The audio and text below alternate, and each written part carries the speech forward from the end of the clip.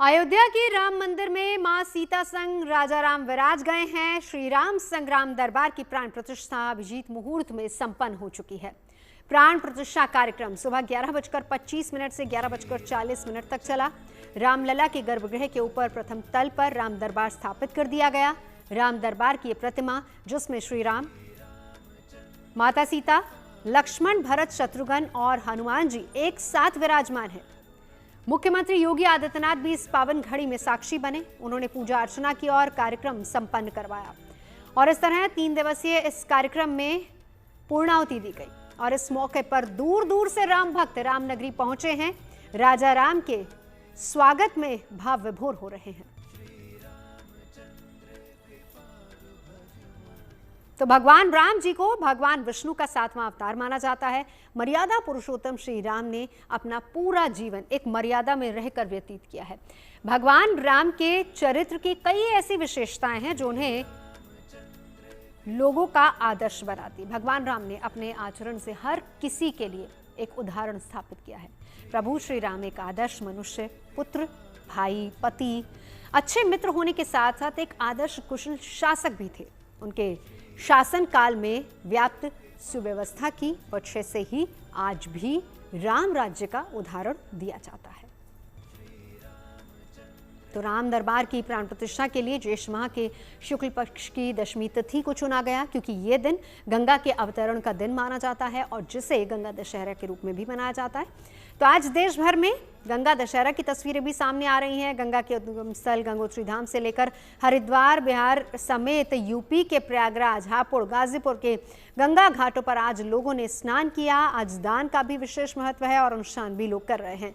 मां गंगा की पूजा अर्चना लगातार की जा रही है।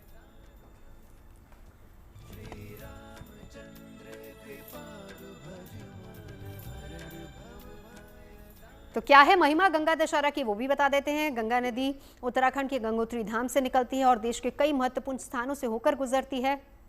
हिंदू धर्म में इसे अत्यंत पवित्र माना जाता है और मां का स्थान गंगा को दिया गया है। कहा यह जाता है कि गंगा के जल में आस्था की डुबकी, एक डुबकी पुण्य फलदायी होती है और पापों का नाश होता है।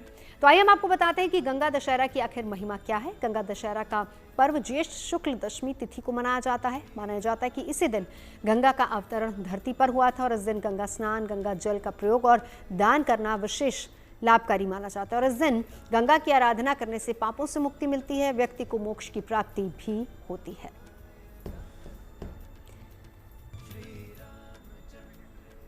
तो चलिए चर्चा की शुरुआत करते हैं। आज तमाम खास मेहमान हमारे साथ मौजूद है। गंगा दशहरा भी और साथ ही साथ प्राण प्रतिष्ठा भी संपन्न हुई है, तो जानेंगे कि आखिर क्या है महत्व इसका। खास मेहमान हमारे साथ जुड़ चुके हैं। एक बार परिचय करा देती हूँ। स्टूडियो में मेरे साथ वान्यारा जी मौजूद हैं और मेरे साथ उमेशानंद महाराज जी भी इस वक्त जुड़ चुके हैं। कुछ और मेहमान हमारे साथ जुड़ेंगे, लेकिन शुरुआत उमेशानंद जी आप ही से करेंगे। जब हम प्रभु श्री राम की बात करते हैं, आज का दिन कितना महत्व है? हम केवल अयोध्या वासियों के लिए ना कहें, केवल सनातनियों के लिए ना कहें, हम अपने देश की भी बात करें, क्योंकि राम राज्य की जब बात होती है तो उसी राम राज्य का स्मरण लोग करते हैं। देखिए, आज का दिन बड़ा पवित्र है और अयोध्या, जहां राजा रामचंद्र का जन्म हुआ, वह स्थान जो लंबे समय तक इस देश का सनातनी प्रतीक्षा कर रहा था कि राजा रामचंद्र का वह भव्य मंदिर, उसकी प्राण प्रतिष्ठा हम लोगों ने देखी ही थी।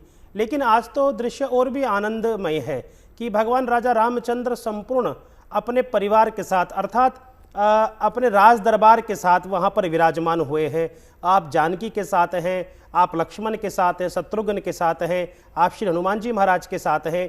देखिए, अब मुझे लगता है कि यह मंदिर अब पूर्ण रूप से वास्तविकता में राम जी का मंदिर है।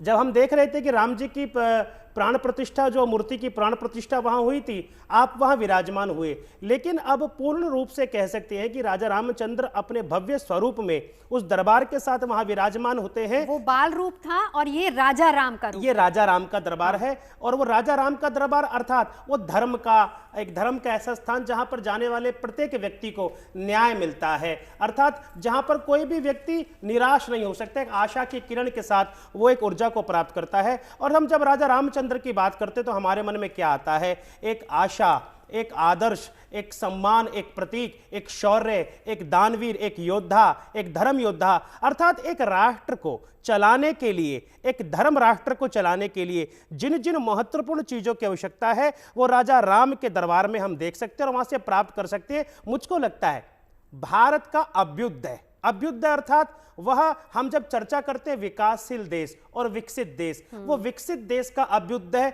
मुझे लगता है कि आज से प्रारंभ हुआ है और उसका दर्शन संपूर्ण विश्व अयोध्या में वहां देख रहा है। बिल्कुल, चलिए मैं आपके पास लौटूंगी। वान्या जी भी हमारे साथ है। वान्या जी, अब ये जो तस्वीर है जिसमें हम राजा राम को भी देख रहे हैं, उसके साथ ही साथ दो और खास मेहमान हमारे साथ जुड़ चुके हैं। मैं परिचय करा देती हूँ। चंद्रांशु जी महाराज इस वक्त हमारे साथ हैं और हमारे साथ आचार्य बद्री जी महाराज भी जुड़ेंगे। यतीन्द्रानंद गिरी जी हमारे साथ इस वक्त जुड़ चुके हैं, महामंडलेश्वर हैं। चलिए आप ही के पास, स्वामी जी पहले आप ही के पास आते हुए, आज के दिन को आप किस तरीके से देखते हैं? जब ये तस्वीर, हम साथ ही साथ तस्वीर अपनी टीवी स्क्रीन पर भी चला रहे हैं, कितने गर्व का एहसास होता है? हम क्या कुछ यहाँ से सीख सकते हैं? जो आज का दिन है, तो वैसे तो आज गंगा दशहरा है और ये गंगा जी स्वर्ग से पृथ्वी पर आई और पूरे संस्कृति का उन्होंने उद्धार किया है। लेकिन जिस प्रकार से आज के दिन ये अयोध्या में श्री राम मंदिर में और जो प्रतिष्ठा हो रही है, तो ये प्रतिष्ठा कहीं ना कहीं हमारे भारत के गौरव को, भारत की संस्कृति को और सनातन के गौरव को बढ़ा रही है। क्योंकि एक काल ऐसा आया था कि जब इस पवित्र संस्कृति को नेस्ता नाबूद करने के लिए, मिटाने के लिए बहुत ताकत लगी, किंतु कहते हैं कि सत्य कभी मिटता नहीं है, सत्य को कोई मिटा नहीं सकता। तो आज वह समय आया है कि ये भारत का गौरव कह लीजिए, क्योंकि प्रभु श्री राम केवल किसी जाति विशेष के या किसी संप्रदाय विशेष के या किसी देश विशेष के नहीं हैं। राम तो समग्र के हैं, वैश्विक हैं, और राम का आदर्श पूरे विश्व को अनुकरणीय है।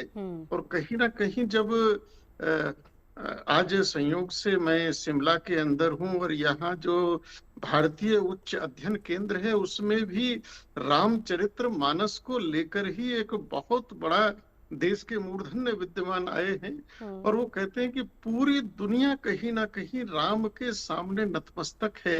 और ऐसा एक आदर्श, जिस आदर्श की नींव पर मानवता खड़ी हुई है, तो वो आज अयोध्या में स्थापित हुई है। जी बिल्कुल, लौट तो जिस प्रकार से पूरे विश्व में ये नफरत का जो माहौल है, अमानवीय माहौल है, तो इसको कहीं अगर कोई मिटा सकता है तो वह राम का चरित्र, राम का दर्शन और राम का आचरण ही उसको मिटा सकने में समर्थ है। और उसी की कहीं ना कहीं नींव अयोध्या में पहले रामलला के रूप में और राजा राम के रूप में आज स्थापित हो। बिल्कुल महाराज जी, मैं लौटूंगी एक बार चंद्रांशु जी महाराज जी के पास चलेंगे, क्योंकि अयोध्या से ही हैं आप और अक्सर आप बताते हैं कि किस तरीके की, हम 2-3 दिन से लगातार आपके साथ चर्चा भी कर रहे हैं, अयोध्या कैसी लग रही, कैसा वहां पर माहौल है।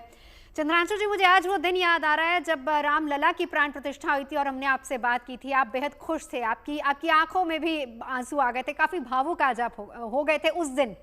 आज की भावनाएं क्या हैं, एक अयोध्या वासी होते हुए, एक राम भक्त होते हुए? आज भी मैं वहीं से आया हूँ, भगवान के मंदिर से ही अभी आश्रम थोड़ी देर हुआ पहुंचे हुए। आज भी हृदय भावुक है।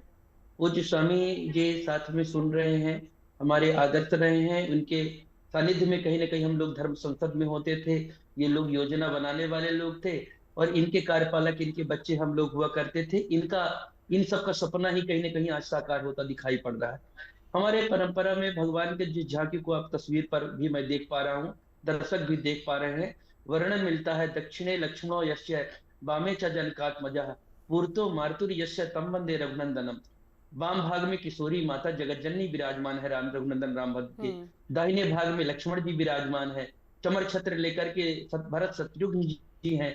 चरण के पास में एक तरफ श्री अंजनी नंदन हनुमंत लाल जी विराजमान है, दूसरे तरफ गरुण जी विराजमान है, ऐसे नित्य परिकर जितने हमारे यहाँ, तो भगवान के सेवा में लगने वाले, चाहे घंटी हो, चाहे अर्घा हो, चाहे पंचपात्र हो, उनको भी हम लोग पात्र नहीं, उनको पार्षद बोलते हैं। भगवान के कहीं ना कहीं नित्य सेवा में जो लगे हैं उनको भी हम लोग पार्षद की संज्ञा देते हैं। आज निश्चित तौर पर जैसा स्वामी जी बता रहे हैं, हम लोग ऐसा मान रहे हैं कि ये जो पिछले वर्ष लगभग 15 महीने पहले हम लोग बालक रूप भगवान राम का जो प्राण प्रतिष्ठा देख रहे थे, पूरा विश्व देख रहा था। इष्ट देव मम बालक रामा, शोभा बहुस कोटि सतकामा।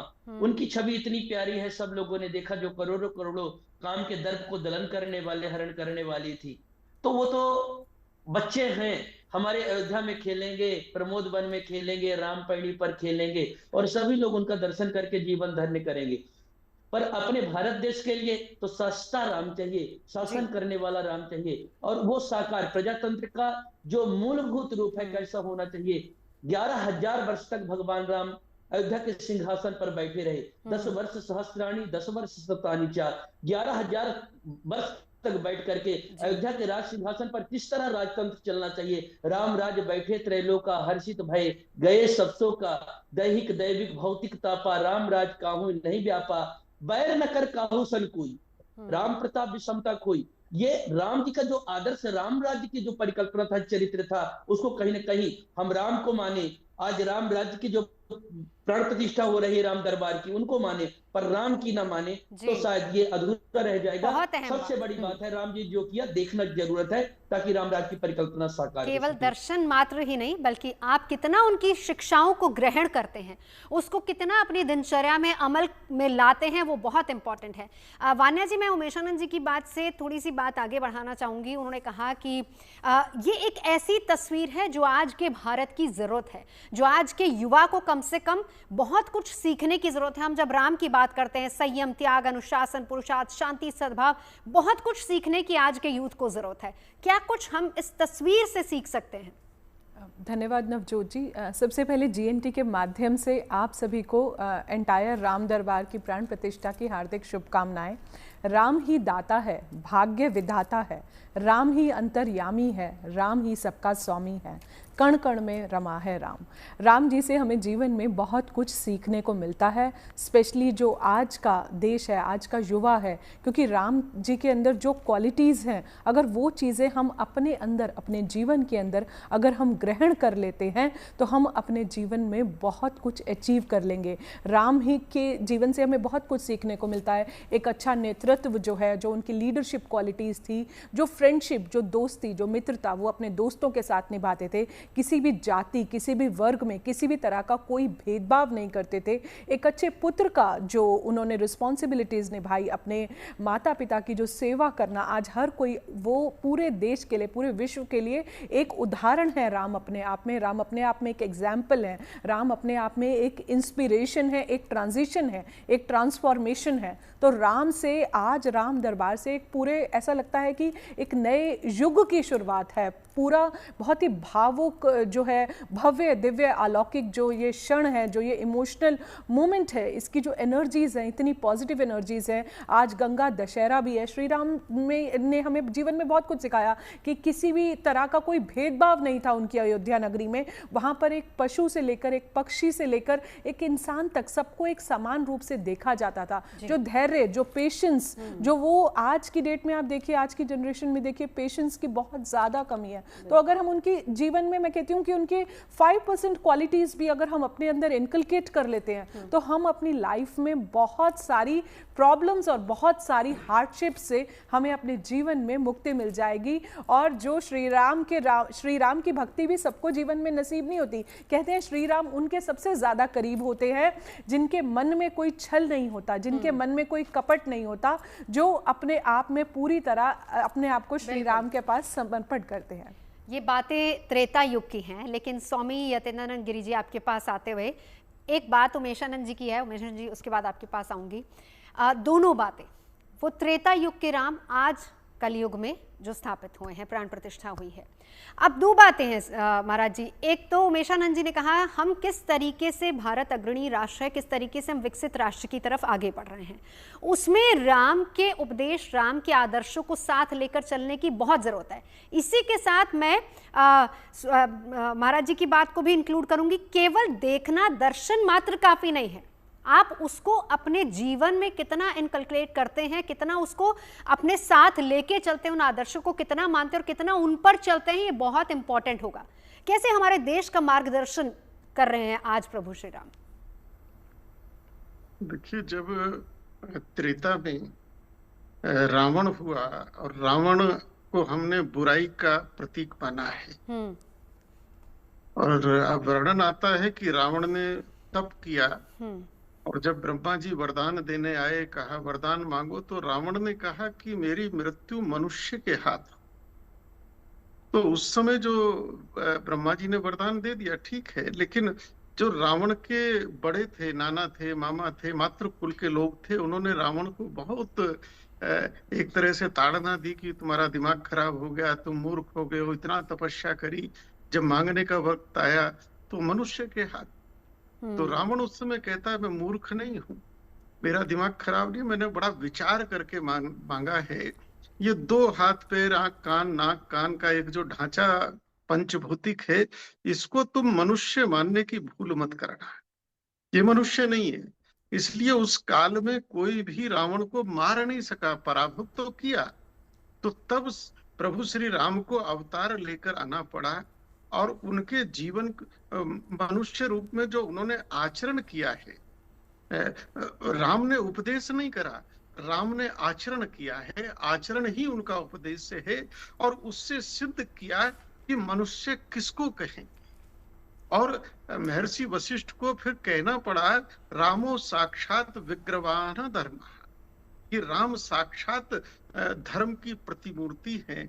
और वेद भी हमको यही कहता है, जब इस संसार में आए हैं तो क्या करना, बोले मनुर्भवा, मनुष्य बनो। तो इस संसार में हम पता नहीं क्या क्या बन रहे हैं, कहीं जातियों में, कहीं किसी में, वर्गों में, भाषाओं में, देशों में, लेकिन वास्तव में मनुष्य क्या होता है, मनुष्यता क्या होती है, मानवता क्या होती है, वो अगर कहीं है तो वो केवल और केवल राम के चरित्र में है, राम के जीवन दर्शन में है।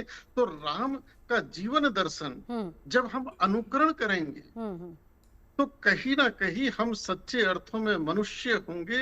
और जितने फिर बुराई हैं, जिन्हें विकार कह रहे हैं, चाहे काम क्रोध लोभ के रूप में हो, चाहे दूसरे को मिटा देने की भावना हो, दूसरे पे आधिपत्य करने की भावना हो, ये सारी भावनाएं फिर नष्ट हो जाती हैं। और जिसको पूरा विश्व, एक बात तो विश्व कहता है कि मानवता मानवता मानवता, मानव धर्म, तो कहीं ना कहीं सच्चे अर्थों में मानव धर्म वही होगा जो राम का जीवन आदर्श है। और राम को देखना, राम को मानना और राम का अनुकरण करना, तभी वो सार्थक हो सकेगा। बिल्कुल। लौटती हूँ महाराज जी आपके पास, उमेशानंद जी अब आपके पास आते हुए, हम जब बाल रूप में प्रभु श्री राम की प्राण प्रतिष्ठा हुई थी, तब हमने प्रभु श्री राम के बाल्य रूप की चर्चा की थी, लेकिन आज राजा राम के रूप में वो पधारे हैं। तो राजा राम से भी बहुत कुछ सीखा जा सकता है। जब राजा राम की हम बात करते हैं तो एक राम राज्य की बात होती है। किस तरीके से राम राज्य की परिकल्पना साकार हो सकती है आज के समय में? देखिए, राम नाम ही ऐसा है कि राम नाम से अनेकानेक प्रकार की क्या सब कुछ सीखा जा सकता है। देखिए, राम क्या है? राम एक चरित्र है, राम एक आचरण है, राम एक शासन व्यवस्था है, राम एक आदर्श है, राम सर्वस्व है। मतलब आपको मैं अगर बोलूं तो वर्तमान के अंदर किसी को भी अगर अपने जीवन का उत्थान करना है, अपने जीवन का विकास करना है, तो राम का अनुसरण करना परम आवश्यक है। देखिए, जब व्यक्ति की मृत्यु होती है तो हम लोग क्या बोलते हैं? राम नाम सत्य है, यही बोलते हैं। हमको कोई रोड पर मिल जाता है, सुबह सुबह हम चलते तो कोई ना कोई बोलता है राम राम जी। तो राम हमारे आचरण में भी है, और राम इस राष्ट्र की अस्मिता का प्रतीक चिन्ह है। कहते ना, किसी भी राष्ट्र की कोई आत्मा होती है, तो भारतवर्ष की कोई आत्मा है तो वह राम है। अब राम ही भारत की आत्मा क्यों है? क्योंकि वो जो मूलभूत बिंदु होते हैं उनको निश्चित तौर पर अगर कोई पूर्ण करता है तो वो राम करते हैं। हम देखिए एक बात आपको बताते हैं, एक लंबे देखिए राम मंदिर तोड़ा गया, जहां राजा रामचंद्र का जन्म हुआ वो स्थान तोड़ दिया गया। क्यों तोड़ दिया गया भैया क्यों तोड़ दिया गया? वो जानते थे कि राम का ये जो केंद्र है संपूर्ण भारत के लिए ऊर्जा का एक केंद्र है, तो उस ऊर्जा के केंद्र को ध्वस्त कर दिया गया। लेकिन जब ये ऊर्जा का केंद्र पुनः स्थापित हुआ तो आपने देखा होगा एक संचार आया। और मैं कोई राजनीतिक बात नहीं कर रहा, लेकिन जो मेरा अध्ययन बोलता है कि 2014 के बाद हमने एक विकास के एक उस पैमाने को देखा है कि किस गति से भारत ने धीरे धीरे कर उस विकास की प्रगति की है। और उसका एक महत्वपूर्ण जो निर्णय है, हम लोगों ने देखा कि पहलगाम में जो हुआ और जो ऑपरेशन सिंदूर के तौर पर भारत ने अपनी सशक्त शक्ति का परिचय इस संसार को कराया, तो वो सशक्त शक्ति कहां से आई? वह भी राम से ही आई, राम के आचरण से आई, राम के शौर्य से आई। इसलिए राम आज की आवश्यकता है, रहेगी। इसलिए राम के आचरण को स्वीकार कीजिए। हर कोई राम हो सकता है, लेकिन उस मार्ग पर चलकर दिखाइए, निश्चित तौर पर वो आनंद सुख आपको प्राप्त होगा। बिल्कुल। चंद्रांशु जी महाराज, जब आपके पास आते हुए मैं चाहूंगी कि आप अपना एक्सपीरियंस शेयर कीजिए। देखिए, हम यहाँ नोएडा में बैठे हैं, हम स्टूडियो में बैठे हैं, हम तो केवल तस्वीरों के जरिए दर्शन कर पा रहे हैं। आप तो आज खुद वहां पर होके आए हैं, किस तरह का एक्सपीरियंस रहा? क्या कुछ आपकी फीलिंग्स है आज जब आप वहां दर्शन करके आए? तो हम अयोध्यावासी हैं नवजोत जी, और हम जिस अयोध्या में रहते हैं इसकी एक विशेषता है। हाँ। यद्यपि अवध सदैव सुहावन, राम धाम मंगलमय पावन, ये तो हमेशा सुहावनी रहती है। परंतु जब ऐसा कोई विशेष समय आता है तो अपने प्रकृति भी, आज अपने रिपोर्टरों से भी पूछिएगा, कई आपकी रिपोर्टर साथ में थी, उस समय एकदम से ठंडी ठंडी हवा चलने लगी, अचानक बादल घिर गए थे, प्रकृति भी उत्सव मनाती है। यहाँ पर मैं प्रत्यक्षदर्शी हूँ। बहुत बड़ी बात न कर करके नवजोत जी एक बात बताना है हमको। हमारे आचार्यगण जिस बात की चर्चा कर रहे हैं, हम सब जानते हैं कि भगवान राम का अवतार, हम भगवान को मानते हैं, भगवान के सभी अवतारों को मानते हैं, सभी के पूजन करते हैं और सभी पूज्य हैं। परंतु जहां तक मर्यादा पुरुषोत्तम भगवान राम की बात कहते हैं, मर्यादा का शब्द अगर किसी भगवान के सामने जुड़ता है, भगवान राम के सामने ही जुड़ता है। हाँ। जिसकी चर्चा पूज्य स्वामी जी कर रहे थे अभी। वाल्मीकि रामायण में दस चक्रवर्ती महाराज ने राम जी के बारे में कहा, रामो विग्रहवान धर्म साधु सत्य पराक्रम। भगवान राम मूर्तिमान धर्म के प्रतीक हैं। और विषम परिस्थिति में जिस धर्म रथ का उन्होंने वर्णन किया, जग जाहिर एक रावण जैसा आक्रांता बलवान सामने खड़ा था, उस समय उनका धैर्य नहीं गया। विभीषण जी जिस समय कहते हैं किसमित से आप जीतेंगे, किसमित जीता वीर बलवाना, उस समय कहा कि किसी रथ की, किसी साधन की जरूरत नहीं है। उस समय धर्म रथ का वर्णन श्री रघुनंदन रामभद्र ने प्रकट किया और कहा, महा अजय संसार रिपु जीत सकै सोई वीर, जाके असदृढ़ होई रथ सुनो सखा मधीर। जिसके पास धर्म रूपी रथ है उसको दुनिया में कोई नहीं हरा सकता। और एक बात मानना चाहिए, उन्होंने दिखाया भी कि धर्म परेशान हो सकता है, पराजित नहीं हो सकता। सत्य परेशान हो सकता है पर पराजित नहीं हो सकता। पर इससे बढ़कर के बात, अगर आप अपने किसी बच्चे की प्रशंसा करें तो हो सकता है, परंतु अगर कोई प्रशंसा भगवान राम की रामायण में मिल जाए तो अलग बात हो सकती है। पर द्वापर युग में लिखा जाने वाला महाभारत की, जैसे थोड़ी देर बाद चर्चा हो रही थी, बहुत से लोग कर रहे थे, रामायण की बात कर रहे थे। भागवतकार ने भागवत के अंदर पूछा, भगवान राम का अवतार क्यों हुआ, क्यों अवतार लिया? उन्होंने कहा कि भगवान राम का अवतार रावण को मारने के लिए नहीं हुआ, मर्त्या बतारस्तु मर्त्य शिक्षणम, मनुष्य को मनुष्यता का पाठ पढ़ाने के लिए कहा। मनुष्य का जीवन कैसा होना चाहिए, भाई का भाई के साथ, पति का पत्नी के साथ, एक दूसरे के संबंधों को लेकर के कहा। और फिर भागवतकार से पूछा कि भजन किसका करना चाहिए। आप सब जानते, दुनिया जानती, विश्व जानता है कि भागवत कृष्ण पर ग्रंथ है, कृष्ण का चरित्र है। पर वेदव्यास भगवान ने यह नहीं कहा कृष्ण भगवान का भजन करो, उन्होंने कहा भजेत रामम मनुजाकृतिम हरिम, मनुष्य रूप में प्रकट हुए भगवान राम का भजन करो। इसीलिए जीते भी राम नाम सत्य है और मरने के बाद भी यहाँ पर लोग बोलते हैं राम नाम सत्य है। तो भगवान राम की सत्ता स्थापित है। बिल्कुल। स्वामी यतीन्द्रानंद गिरी जी, आपके पास आते हुए जाहिर सी बात है कि अब बहुत से लोग श्रद्धालु वहाँ पर जाएंगे, दर्शन करने के लिए जाएंगे, लेकिन बड़ी बात जो यहाँ से मैं चाहूँगी कि आज आप हमारे देशवासियों को, सनातनियों को, हमारे यूथ को खास तौर पर एक संदेश दें। वहाँ जाकर मात्र दर्शन भर कर लेना ही काफ़ी है या हम वहाँ से कुछ सीख के भी आ सकते हैं? क्या कुछ ग्रहण करके वहाँ से आना चाहिए? देखिए, जब भारत का संविधान लिखा गया तो संविधान के पहले पृष्ठ पर ही राम दरबार का चित्र अंकित किया गया और संविधान की पूरी भावना इस चित्र में निहित की गई कि शासन कैसा होना चाहिए, शासन राम राज्य जैसा होना चाहिए। तो जब आज हमारे यूथ को चाहिए कि जब वो अयोध्या जाए तो केवल कोई सेल्फी या फोटो का काम नहीं है, वो तो खैर होना चाहिए, आजकल का युग है, लेकिन मंदिर में जाकर थोड़ी देर मंदिर के गर्भ जो अंदर का जो गर्भगृह के सामने का जो स्थान है वहाँ बैठना चाहिए और राम को निहारते हुए चिंतन करना चाहिए कि राम संसार के आदर्श क्यों है। कहीं ना कहीं मंदिर की सीढ़ियों पर बैठकर उसको ये चिंतन करना चाहिए, मनन करना चाहिए और फिर राम का चरित्र जो विभिन्न भाषाओं में पूरे हमारा देश बहुभाषी देश है और हर भाषा हर बोली में वहां के महापुरुषों ने राम के चरित्र को लिखा है, राम की गाथा को लिखा है। आज यूथ को चाहिए कि उसकी जिज्ञासा इसमें हो कि हम राम के चरित्र को पढ़ें, जानें, उस साहित्य को जानें कि आखिर राम मर्यादित क्यों हुए, उनके साथ मर्यादा शब्द क्यों आया, राम संसार के आदर्श क्यों हैं, तो राम में ऐसी क्या बात है। तो राम को केवल वहां दर्शन करना नहीं, राम को जानने की जिज्ञासा भी उसके अंदर जगनी चाहिए। और कुछ देर, मैं तो कहता हूँ जब भी हमारा यूथ मंदिर में जाए, किसी मंदिर में जाए, कुछ देर नेत्र बंद करके शांत भाव से जरूर वहां बैठना चाहिए। तो उनको निश्चित रूप से उनके अंदर वह जो परमात्म तत्व की ज्योत है, कहीं ना कहीं वह प्रकाश जो जीवन को दिशा देगा, जीवन को गति देगा, उसका अनुभव उनको उनके अंदर ही होगा। अगर वो उस मंदिर में, चूंकि वहां का वाइब्रेशन ऐसा होता है, कुछ देर वहां शांति के साथ जरूर बैठना चाहिए। बिल्कुल बिल्कुल। लौटती हूँ उमेश आनंद जी, अब आपके पास आते हुए, हम जिस डेमोक्रेटिक कंट्री की बात कर रहे हैं, देखिए अब लक्ष्य 2050 तक हमने रखा कि हम विकसित भारत की तरफ आगे बढ़ेंगे और कहीं ना कहीं भारत उस राम राज्य के आदर्शों पर ही आगे बढ़ता है।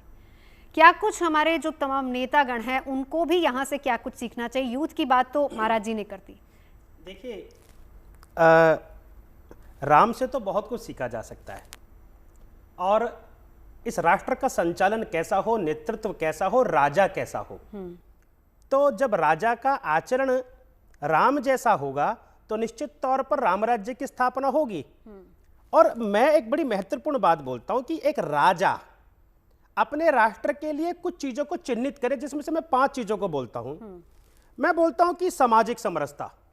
सामाजिक समरसता का मतलब हो गया कि इस भारत में रहने वाला प्रत्येक वर्ग, जाति इत्यादि का सब एक ही है, किसी प्रकार का भेदभाव नहीं है। दूसरी चीज आती है कुटुंब प्रबोधन। ये पूरा भारत और पूरा विश्व हमारा एक परिवार है जो राम दरबार से भारत से पूरे विश्व को जा सकता है। तीसरा जो बड़ा महत्वपूर्ण है, पर्यावरण संरक्षण।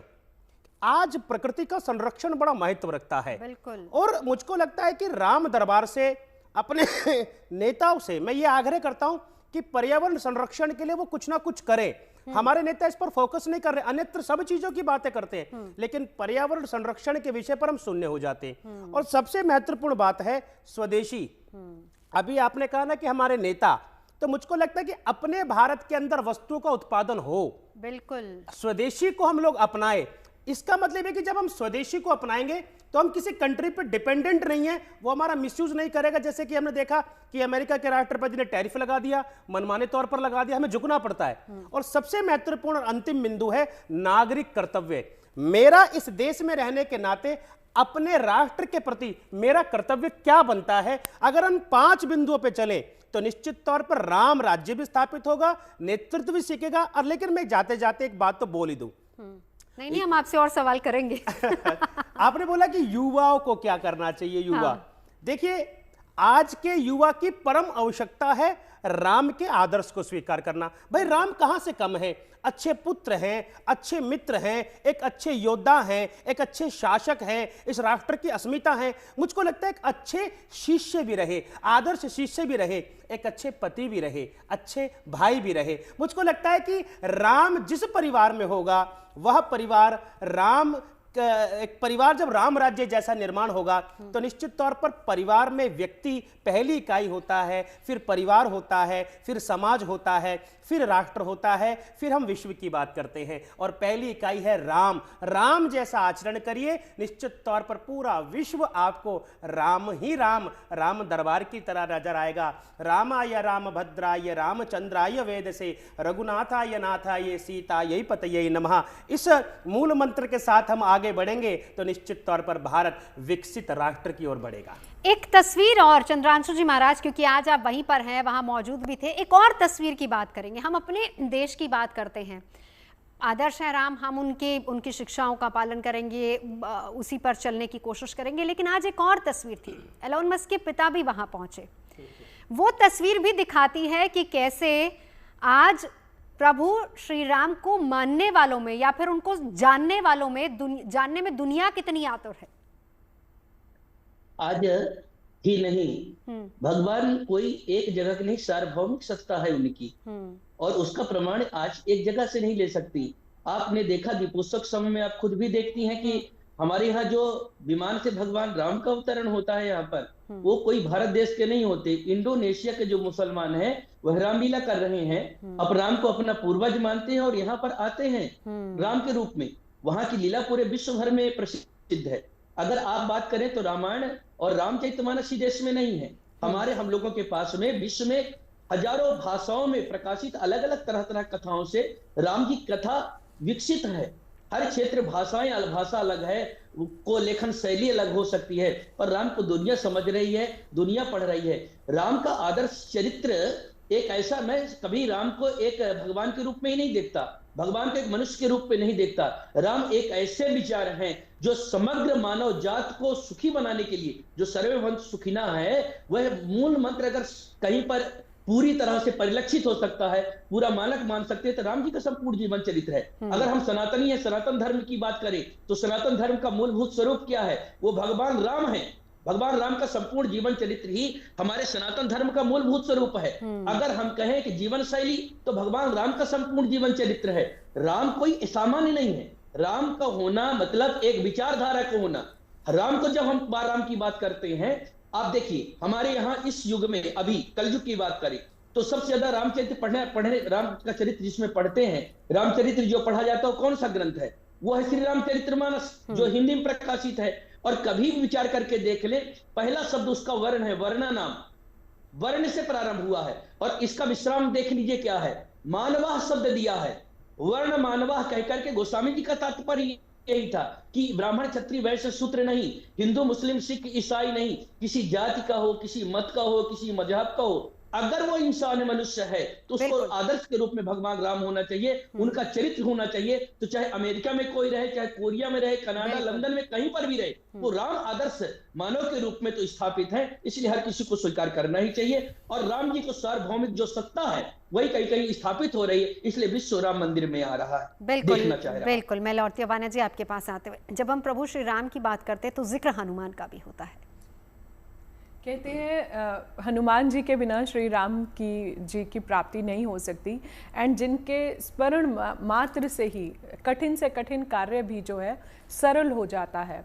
श्री राम भक्तों के हृदय का वो चंदन है जिससे हमारे हृदय को शीतलता मिलती है, जिनके मात्र स्पर्श से ही एक लोहा भी जो होता है वो भी बहुत ज़्यादा सुंदर बन जाता है। ये एक मार्ग है जो श्री राम तक पहुंचने के लिए हमें वाया हनुमान जी के थ्रू ही जाना पड़ेगा। अगर हमें हनुमान जी की भक्ति प्राप्त हो गई तो ऑटोमेटिकली हमें जो है श्री राम की भक्ति भी अपने आप प्राप्त हो जाएगी। और हम देखते हैं कि जब भी हम हनुमान जी को या श्री राम जी को जब हम उनकी बहुत ज़्यादा भक्ति करते हैं तो उनकी क्वालिटीज़ जो है वो ऑटोमेटिकली हमारे अंदर जो है उनकी ट्रांजिशनिंग होनी शुरू हो जाती है। श्री राम वो एक कनेक्टिंग डॉट हैं जो पूरे विश्व को जोड़ते हैं, पूरे सनातन को जोड़ते हैं। श्री राम अपने आप में ही एक बहुत बड़ा ट्रांसफॉर्मेशन है और श्री राम से की जो गुण हैं, जो उनकी क्वालिटीज़ हैं, उनको सीखने के लिए करोड़ों एग्जाम्पल्स भी अपने आप में कम है। श्री राम वो रोल मॉडल हैं जिस जिसको हर इंसान अगर अपनी लाइफ में थोड़ा सा भी फॉलो कर लेता है तो वो उसे मोक्ष की प्राप्ति होती है। उसके जीवन में जितनी भी हार्डशिप्स आ रही हैं, जितनी भी ऑब्स्टेकल्स आ रही हैं, जो पेन है, जो एग्नी है, जो आज हर यूथ जो है वो परेशान है, अगर हम उनकी थोड़ी सी भी जीवन शैली को अपनाएं, क्यों वो इतने बड़े रोल मॉडल बने, क्यों वो इतने फेमस थे। आप रामचरितमानस की चौपाइयों का अध्ययन करके देखिए, कितनी सुंदर वर्णन में एक एक छोटी छोटी बात कही गई, कैसे कैसे अपने मित्रों के लिए श्री राम ने इतना ज्यादा पेन उठाया, अपने रिलेशनशिप को हमेशा, माता सीता को वो हमेशा साथ रख के चले, कैसे उन्होंने राजा दशरथ की हर आज्ञा का पालन किया। तो कोई ऐसा एरिया नहीं है, चाहे वो रिलेशनशिप सेक्टर हो, चाहे वो एक अच्छे बेटे हों, चाहे वो एक अच्छे पति हों, चाहे वो एक अच्छे मित्र हों, चाहे वो अच्छे लीडरशिप हो, किसी वर्ग में कोई जाति भेद, कोई जातिवाद नहीं, सबको साथ लेके चलना। तभी मैंने कनेक्टिंग डॉट बोला कि सबको साथ लेके चलना। तो पूरे विश्व के लिए आज ये बात बहुत ज्यादा गर्व की है। असल में आज जो है एक्चुअल सनातन की जीत हुई। कितनी पीढ़ियां आके सिर्फ इसी प्रतीक्षा में ही चली गई कि कब श्री राम में जो है राजा राम हमारे अपने दरबार में आएंगे, अपना वो किंगडम को जो है संभालेंगे, अपने वो जो पूरा किंगडम है। आज लगता है कि क्योंकि मंगलकारी साल है, तो आज लगता है कि सच में आज जो है एक नए युग की ट्रांजिशनिंग है। नए युग की आपने ट्रांजिशनिंग कही। एक आखिरी सवाल स्वामी यतीन्द्र गिरी जी आपसे, एक चीज जो कम से कम आज हर किसी को धारण कर लेनी चाहिए प्रभु श्री राम की। देखिए, कोई एक चीज नहीं, मैं तो कहता हूँ कि समग्रता है, और राम का जो आदर्श है यही जीवन को पूर्णता प्रदान करता है। और राम तक ना भी पहुंच पाओ तो श्री हनुमान जी का आपने जिक्र किया है, बिल्कुल। अतुलित बलधामम हेम शैलाभदेहम तनुज वन कृशान ज्ञानी नाम अग्रगण्यम सकल गुण निधानम वानराणाम धीसम। तो इतनी बड़ी बड़ी जिनकी उपाधियां हैं, उसके बावजूद भी उनकी श्रेष्ठता क्या है? रघुपति प्रिय भक्त, जो एक दासत्व का भाव है कि मैं दास हूं, मैं सेवक हूं श्री राम का। तो ये जो सेवक वाली वृत्ति है, तो कहीं ना कहीं माता के प्रति, पिता के प्रति, देश के प्रति, समाज के प्रति, राष्ट्र के प्रति सेवक का जो भाव है, हमारे माननीय प्रधानमंत्री जी ने भी अपने को प्रधान सेवक कहा है, प्रधानमंत्री की जगह। तो ये जो एक विनम्रता का भाव है, तो ये राम से ये एक आदर्श आता है, और उसका कहीं ना कहीं दर्शन आज होता है। जब दुनिया में युद्ध हो रहे हैं, तो कहीं ना कहीं दुनिया ये कहती है, दुनिया के तमाम देश कहते हैं कि आज चाहे वो रूस यूक्रेन हो, चाहे वो इजराइल फलस्तीन हो, या कहीं भी हो, कि भारत एक ऐसा देश है जो अगर चाहे तो दोनों को रोक सकता है। और हमने देखा कि यूक्रेन से जब भारतीय छात्रों को निकालना था, तो इस देश के प्रधानमंत्री की अपील पर दोनों देशों ने युद्ध विराम किया। हमारे देश का प्रधानमंत्री जब फलस्तीन गए, तो कोई देश हवाई जहाज दे रहा है, कोई अपने वायुयान से सुरक्षा कर रहा है, कोई वो कर रहा है, यानी जो आपस में शत्रु देश थे, वो भी भारत के प्रधानमंत्री का रक्षण करके, रक्षा करते हुए स्वागत कर रहे थे। तो ये राम का ही आदर्श है, राम का ही चरित्र है। कोई भी एक चीज आ जाएगी तो राम का चरित्र स्वतः आ जाए। बिल्कुल। चलिए, बहुत बहुत धन्यवाद आप सभी का हमारे साथ जुड़ने के लिए, चर्चा के लिए बहुत बहुत धन्यवाद। फिर आप बने रहिए हमारे साथ।